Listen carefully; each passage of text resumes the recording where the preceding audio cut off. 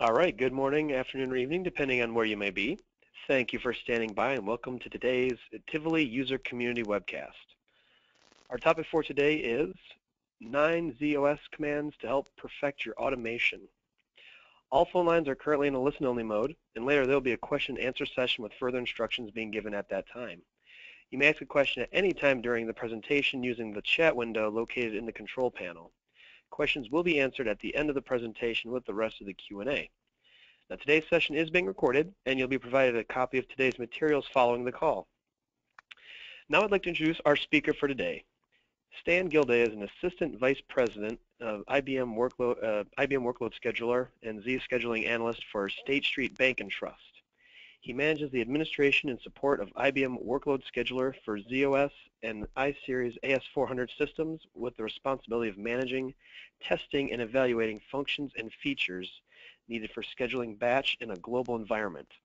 Supporting global clients, Stan's interaction with application groups, system support teams across divisions throughout the world is a big part of his day-to-day. He has also been a member of the ASAP Board of Directors since 2006 as newsletter editor, treasurer, and currently as president. Stan, take it away. Thank you, Sam. Good day, everyone. The session being presented today is a session that I provided the ASAP user community earlier this spring at our ASAP University in Jacksonville, Florida. Many of the attendees of this session thought it was very good because the content here that's provided, most users generally think of TWS as just a panel-driven product.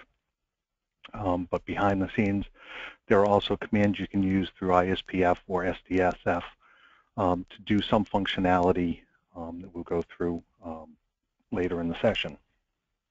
All content for today's session is defined in the Managing the Workload, the Manual Appendix A and Appendix D.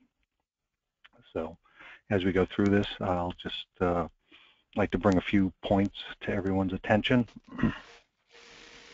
IBM manuals for TSO and ZOS commands. These are easily searched on Google. Managing the Workload. TWS 9.1 would be a reference document. If you just Google the SC32-1263-08, you'll get the version for 9.1. The 9.2 is just reference -09. And in these manuals, you would just reference the Appendix A for TSO commands and Appendix D for support of ZOS commands. Again, these are very good commands. There are several pages of commands out there. So with this session, our ASAP University was automating the workload power of the nines. So I selected nine commands to reference here today. In the next slide here, we have the IBM links that actually reference 9.1, 9.2. And earlier this year, during second quarter, IBM released TWS 9.3. So for reference on any of those releases, I certainly hope that everyone is at least at a 9.something release at this point in time to keep your companies providing the best support they can. So with that, looking at Appendix A, there are several commands out in Appendix A. Today we're going to look at a couple of simple commands for backing up your current plan or JS file. Most people, for the CP, it's probably defined in their controller PARMs and set to a certain standard. I think IBM recommends every 30,000 records that a current plan backup is performed. Depending on your installation, that number could vary. And also for JS backup, some probably may do it through their controller PARMs, or some may do it through batch, depending on how your installation is defined.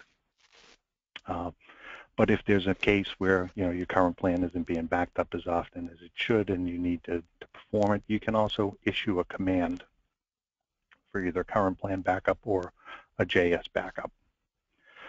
The one key item that you need to remember when you're in order to perform any of these functions is your TSO allocate command, which is a TSO allocation of your MLIB, which allows you to interact with TWS via ISPF or SDSF. So the commands we're going to look at today to perform a current plan backup or a JS backup. So taken right out of the manual, we have a TSO backup, RESDS, parentheses CP, subsys would be defining it or routing it through one of your trackers. So if you have a tracker 8, one of your trackers running on your system, you would route your command through that tracker. In the manual, you're going to see the definition of subsystem master, subsystem name, which for this I'm using the subsystem of my tracker, or the controller would be defined. I would like to add a little comment about using master. Master is a very direct command where it will go to, if you're issuing directly to the MSTR as your subsystem, any subsystem where there's a controller. So say you have multi-sysplex environment and you have 2 or more controllers running in those sysplexes, and there is a tracker connected to each of those. By issuing the subsystem master, you could ultimately be looking to only route it to one of your controllers, a specific one. However, using the command master would send it to any controller linked within those sysplexes.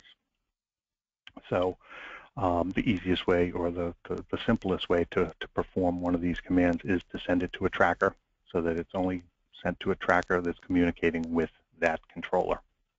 So master is very powerful. I do not recommend using master. I can only recommend using a subsystem as a tracker that is connected to that master. So the name of the tracker, the subsystem, the backup command is going to be directed to. So for what we're doing today, we're directing it to a tracker. So within ISPF, the first item that I perform is I do my TSO allocate. And again, this is defined specifically in the manual. Easy command where you TSO allocate, you request your MLIB, and then you put the actual MLIB data set in here and share and reuse. Once you've issued that command within TSO, some people can even say you could set your environment up to allocate that data set on startup in TSO, so it's always allocated. But for those who just want to do this interactively, you would set this once and you would be able to move on to issue any of the commands in your Appendix A and D. So the first command we're going to present is a current plan backup. So to perform a current plan backup via the command, once you've set your environment, you've allocated your MLIB statement, you just need to issue the TSO backup, RESDS, to the current plan and send it to your subsystem that is connected to that one controller. So that would be a tracker definition. So in ISPF, you would enter your TSO backup, RESD, CP, subsystem, and the subsystem name. By entering that command, you could then look at your MLOG CT, and in the MLOG CT, you're going to see a statement, a current plan backup has started. Same process you're going to see as if you do it, if it's doing it automatically through your PARM setting every 30,000 events or so. The backup command here, I will show you here at the top line all the way over to the right. Trigger was backup CMD, which identifies that it was performed via the command. I mention that statement there because on the next slide, we'll show you a normal backup process and what the difference in those two are. So on the next slide, if you look at another current plan backup that was performed based on your installation, this one was triggered by DP start. So it differs from the one above that was issued via the backup command. So that's one way to tell whether it was issued through a command or through your normal processing.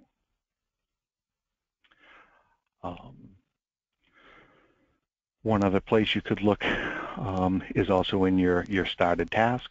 Again, you're going to see the same results in there. Current plan data set was copied. You're going to see those same messages issued in each of the controller startup or your mlog CT. So there's always a place to find what was issued. So with that, we'll move on to the JS file, how to issue a JS backup via a TSO command. So to issue a backup of your JS file, it would be TSO backup, RESDS, parentheses JS subsystem equals. For this, I'm going to use my tracker again to issue the command.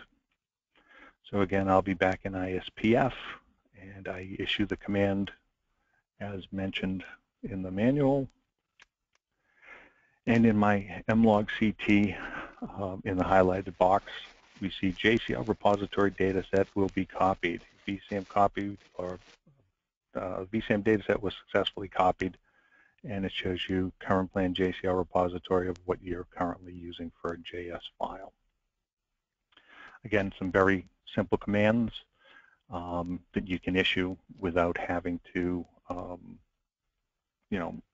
put these into batch jobs and submit them. Very simple, very quick, very way to perform one of these backups via a command in the ISPF dialogues. One other thing to mention here, this is a screenshot of the audit function within TWS. Because you are allocating your EQQM you are essentially taking over with any command you issue the same rights you have within dialogues or access to the to TWS. So these are all auditable. Any commands that are issued are sent to the event log, and those are, again, all auditable commands or provide information on who may have been doing those or requesting those to be performed.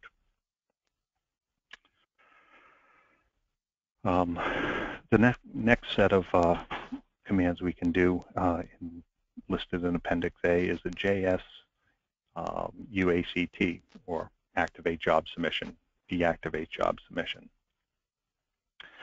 So again, you have set your environment, so you've set your allocate to your EQQM lib, and you've performed that information or provided that information through your dialogues. So if you've already set your environment, you can go on to issue the process of shutting off submission without actually going into the panel dialogues, TWS, option 9, service functions, and shutting off submission. So through the TSO command, TSO JS UACT, activate parentheses no, routed through a subsystem, and type H would be for host. Down the bottom here again is the actual manual definition, subsystem master, subsystem name, controller name, and the list of the 3 different functions you could do. So type H would be for host. For those that are using end-to-end or fault-tolerant agents, you could type you could just shut off submission to your distributed environment, or if you entered a B for the type, it could be for both host and end-to-end or fault Z-centric agents, if you will, or distributed agents. So for this, I'm only using host, so those are the commands we'll be issuing. So the next screen again is your service function panels. This panel here shows that my controller is currently active. Submission is active on this controller.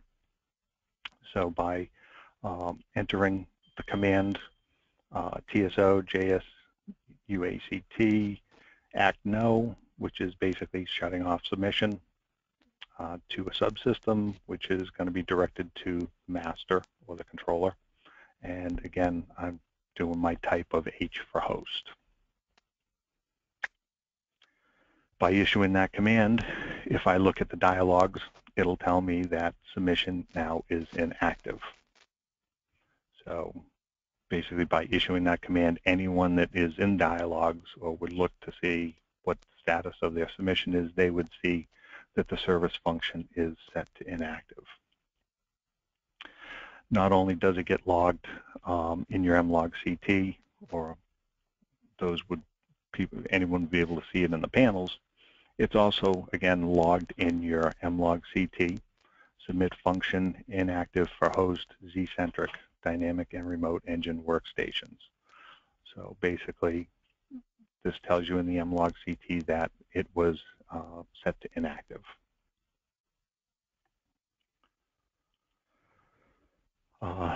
The next command, obviously, if your job submission is inactive, you could activate submission just by sending a route command or issuing an ISPF command to activate job submission for your controller. So the next one we'll look at is the TSO JS UACT activate equals Y for yes, subsystem, and type for this one again is host. For that, through ISPF, you would just issue your TSO command, as we mentioned, through an ISPF dialog, and that would be sent to your controller.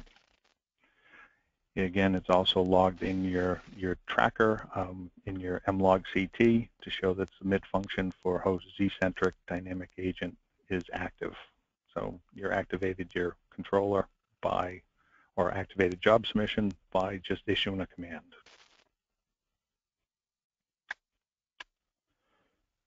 And again, anyone that would look at that through the service function panel within TWS would see the status now would be in an active status.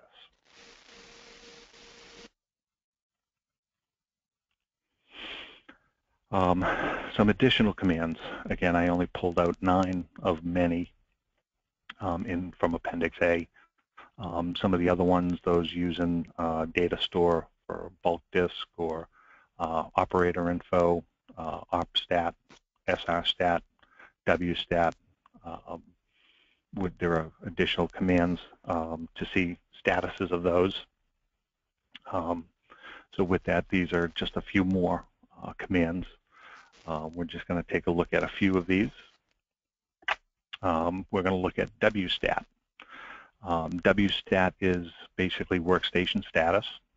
With this, you can set workstation status to either online, offline, or I should say online, active, or even a failed status. So again, this would be, simulating the same function as going through 5.5 panels within TWS to activate a workstation. Understanding your workstation names is key to understanding which ones you would want to turn on, off, or set to a failed state. So with this, we'll issue TSO wstat. We're going to send it to the subsystem, which is the tracker. We're going to identify a workstation name. So for the next few, we're going to use a workstation called TSYS. We're going to start with setting a status of offline. The next one will be setting the workstation back to active, or setting a workstation to failed status.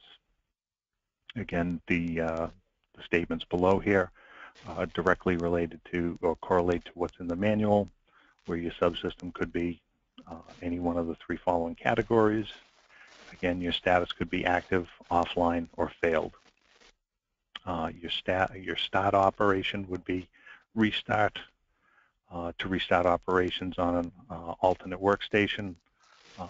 E would be to set the status operation to end it in error, or leave those operations in started status. So for this, we're going to always use option L, leave the operations in a started status. So from here, again, in the panels, we'll just look at a definition through the panels, and for this, we'll see that the workstation is in a status of active for A. So the first command that we're going to issue is because the workstation is already in an active status, we're going to issue the WSTAT, again, with our subsystem, the workstation name that we're going to target for a status of offline, and we're going to leave the statuses that are in a started status. So by issuing that command, we can see in the mlog-ct that the workstation TSYS has been set to an offline status. Specifically what the command told it to do, it's logged here in your mlog-ct, and the panel would also reference that it has been set to offline. So if there comes a time when you want to issue an activate command for a specific workstation without going into the dialogues, you could perform the same WSTAT, changing your status to A, and entering that command, and that will produce the same. Setting workstation TSYS has been set to an active status. So again, very simple commands that are very useful. If you don't want to drill down back through the panels to do that, it's very simple commands that can be issued through ISPF. For the next one, we'll show TSYS being set to a failed status. Why you'd want to set it to a failed status, active or offline, usually does the job, but if you need to, at some point, there is a status of failed, you could set your workstation to. So I'm going to do the same WSTAT with the subsystem, the workstation name of TSYS, and the status of failed. And again, in the mlog-ct, it tells me workstation TSYS has been set to a failed status. So even if I were to look at my dialogue, so although again you are issuing these through ISPF, those people that would be looking at panels would also see that my TSYS tracker is here set to a status of failed.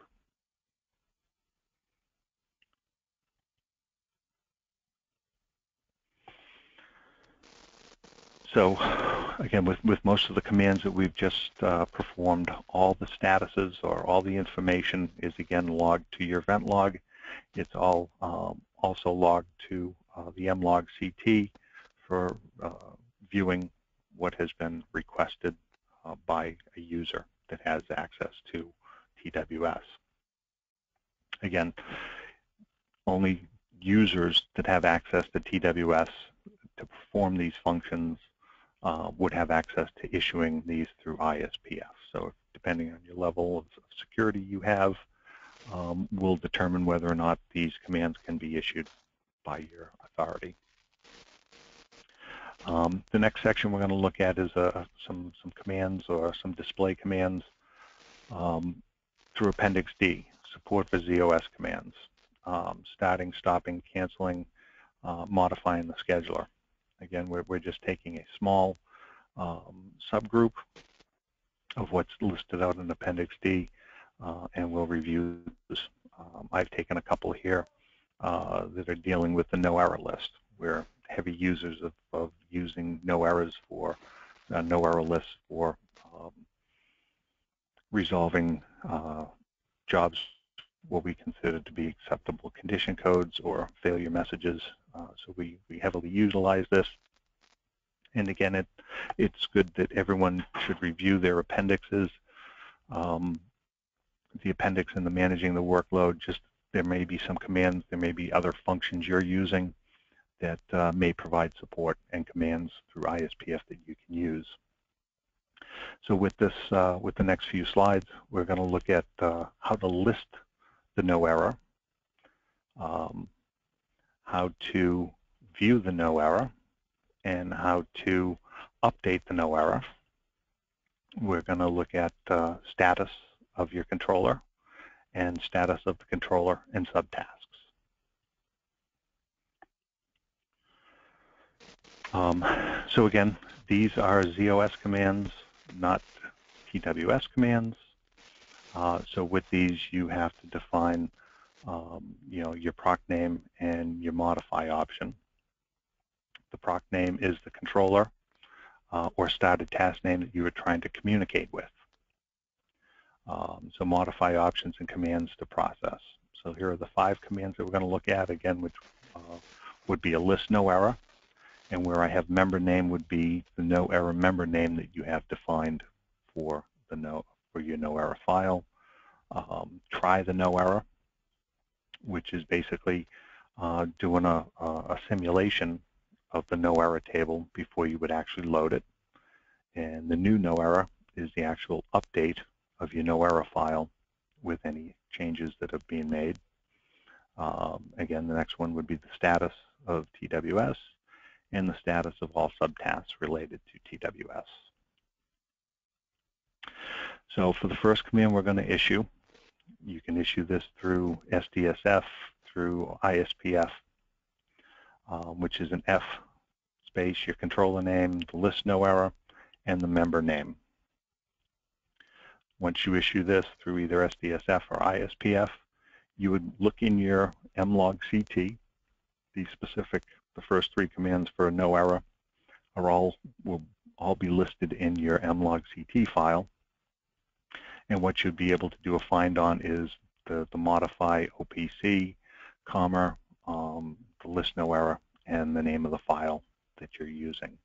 So basically, it would just list out all the statements that are in your no error, and it puts it all in a nice format, depending on how big your no error file. This could go on for many pages.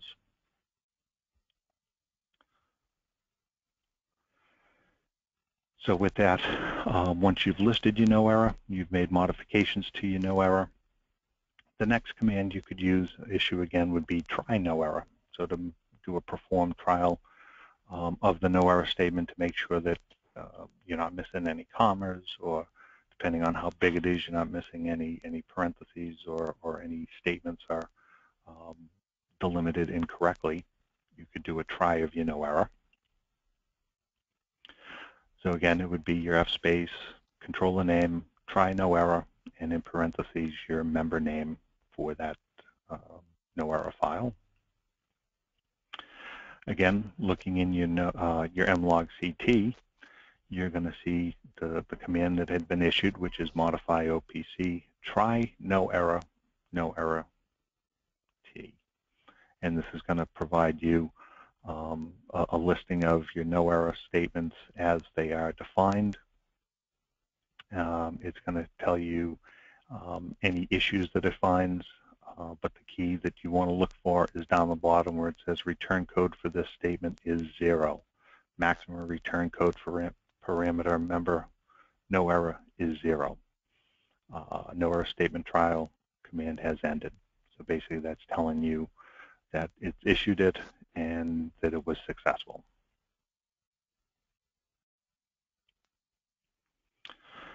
The next one would be to load your no error statement. So to modify your no error statement and load that in so that any changes you've made are now active. Again, once you issue the new no error, basically your old no error table is cleaned and refreshed with any updates that have been performed. So again, by issuing the /F, your controller name, new no error, and in the parentheses would be your member name. By issuing that, again, in your mlogct, you're going to see a modify command has been processed. Now processing parameter library for the name of that. Maximum return code for parameter member is 0. The no error table has been successfully updated. That's telling you that you've performed the command and it has successfully been updated.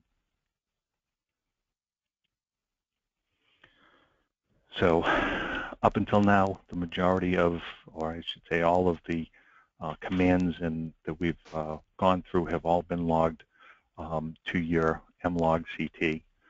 The next two commands are two great commands that can be issued to do kind of a health check of what the status of TWS is.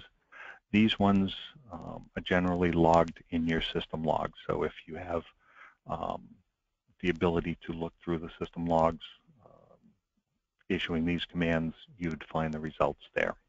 So the first one we're going to do is we're going to issue to our controller asking for a status. So once you enter your system log, the one key here you're going to see is what ID issued the command. The command was FOPCT, status, and what it's going to return is controller OPCT fully _ functional. So that's always good to see that. Any other status, dial 911. Now get a hold of TWS support immediately. The next command we're going to issue is a status of all subtasks. So status of the subtasks we'll see listed. There are several different subtasks that are defined, and identifying that those are all active and functioning is key to knowing that your TWS controller is healthy. So again, by issuing this in SDSF, your controller name, your status, subtask, this is going to issue a request for how your subtasks are running. So again, once the command is issued, it shows the ID of the person who issues the FSpace status subtask, and in here you're going to see that your normal mode manager is active, your job submit task is active, data route tasks are active, IP tasks are active, event manager, always key, making sure the event manager is active. General services are active, JT log archiver is active, external router is active, workstation analyzer is active, and critical path handler is active. So again, this is a very good command to be able to issue as long as you have access to SDSF. It provides a great understanding of just what state your controller is in from all the subtasks. So rather than trying to dig through your mlog-CT to make sure that each one of these is active, it's a very simple command that you can issue through SDSF, and it'll provide a nice, easy to look at informational message for each of those subtasks.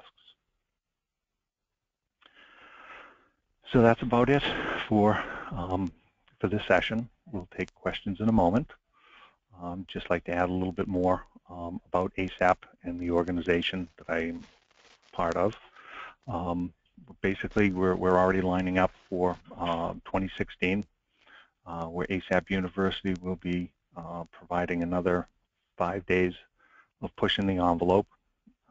This year's education will be in the Hyatt Regency in Tamaya in Albuquerque, New Mexico, April 17th through the 21st, 2016.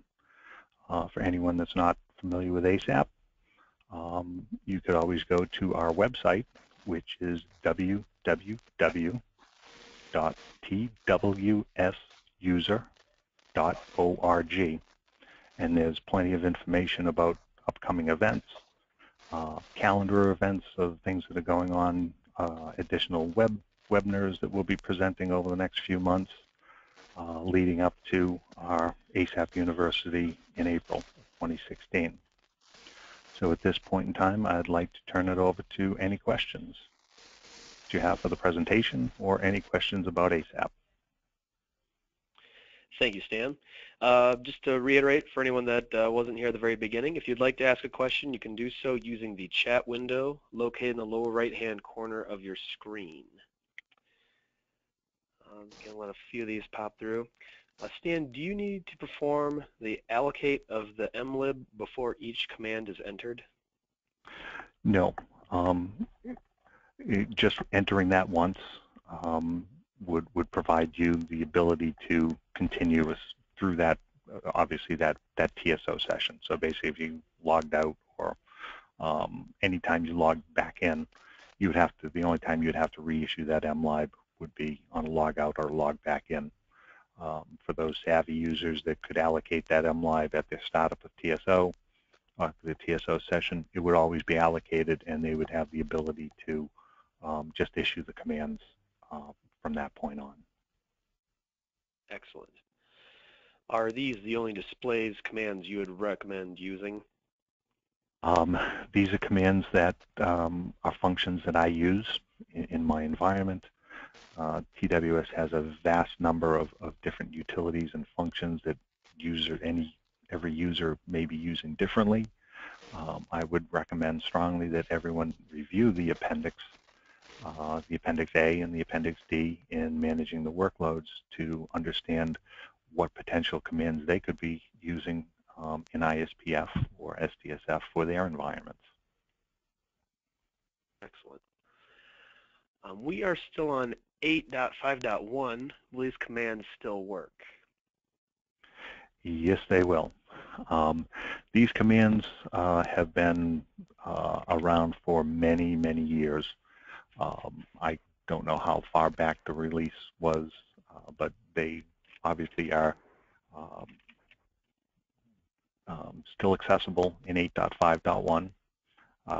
Obviously, there may be a different subset of functions that were available in that release, which is why I would suggest looking at the managing the workload for 8.5.1, and that will give you a better idea of what's available. I don't think there's too many changes that have taken place since 8.5.1 up through the 9s. However, there may, based on additional functions added to TWS, their newer releases may hold additional statuses and commands based on that release.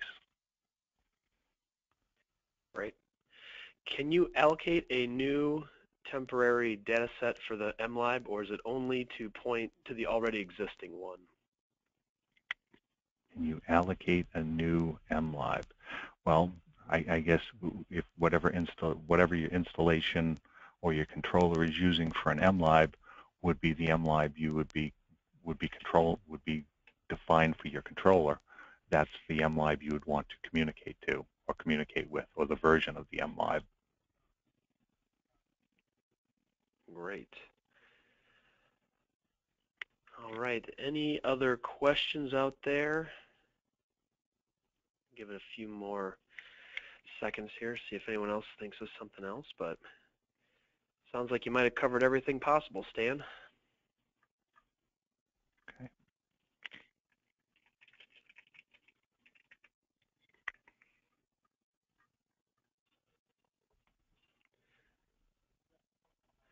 All right, I'm not sure if this is more of a statement or a question, but the MLIBs are swappable between the two defined. MLIBs are swappable.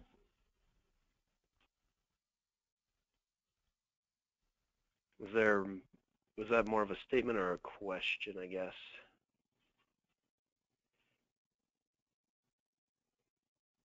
Okay, it was a statement.